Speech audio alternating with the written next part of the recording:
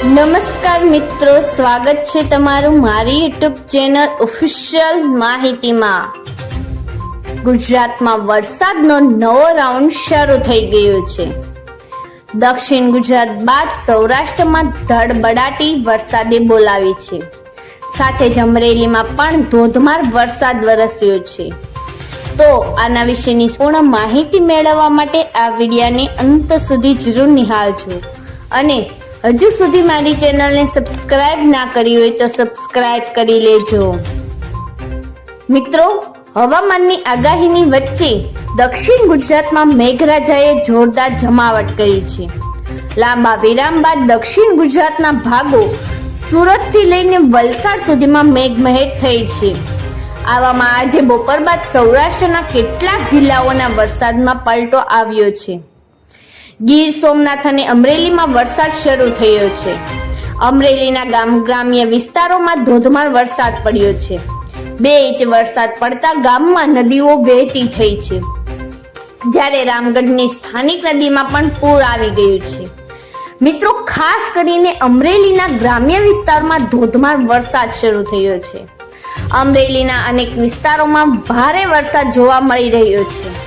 સાવરકુંડલા, અમરેલી અને લીલિયામાં ધોધમાર વરસાદ પડ્યો છે, જ્યારે ગાધકડા ગામમાં 2 ઇંચ વરસાદ વરસ્યો છે। 2 ઇંચ વરસાદ વરસતા ગામમાં નદીઓ વહેતી થઈ ગઈ છે, સાથે તે રામગઢની સ્થાનિક નદીમાં પણ પૂર આવ્યું છે। મિત્રો, આ સાથે જ તે સાવરકુંડલાના રામગઢ, લીખાળા, ગાધકડા, વીજપડી, આંબરડી સહિતના ગ્રામ્ય વિસ્તારોમાં ધોધમાર વરસાદ પડ્યો છે। રામગઢ અને બાઢડામાં પંથકમાં સારો વરસાદ થતા ખેતી પાકને ફાયદો થશે। સાથે જ મિત્રો, ખાસ કરીને અમરેલી પંથકમાં પણ કાળા ડિંબાળા વાદળો છવાયા હતા, જ્યારે લીલિયા શહેરમાં ધોધમાર વરસાદ થબકતા રોડ રસ્તાઓ પર વરસાદી પાણી વહેતા થયા હતા।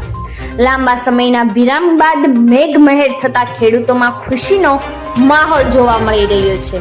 સાથે જ મિત્રો, બીજી બાજુ ગીર સોમનાથમાં ભારે ગરમીના બફારા બાદ ગીરમાં વરસાદી માહોલ છવાયો છે। તાલાલા ગીરના માધુપુર અને ધાવા ગીરમાં વરસાદી ઝાપટા જોવા મળ્યા છે। લાંબા વિરામ બાદ ધીમી ધારે વરસાદના આગમનથી ગીરના ખેડૂતોમાં ખુશીનો માહોલ છવાયો છે। મિત્રો, ગુજરાતમાં વરસાદે ફરી જોર પકડ્યું છે। છેલ્લા 24 કલાકમાં 97 તાલુકામાં વરસાદ પડ્યો છે, જેમાં સૌથી વધુ વરસાદ ડાંગના આહવામાં 4 ઇંચ અને જ્યારે ચીખલી અને કંટાવમાં 3 ઇંચ વરસાદ પડ્યો છે। લસાણા, નાંદોદ, ગારિયાધારમાં 2.5 ઇંચ વરસાદ અને સાથે છોટાઉદેપુર, પાવી જેતપુર, ભરૂચ અને ડોલવણામાં 2 ઇંચ વરસાદ વરસ્યો છે। ગલતેશ્વર, સાંગબારા, ગણદેવી, ખેરગામ અને ગઢલાલમાં 2 ઇંચ વરસાદ વરસ્યો છે।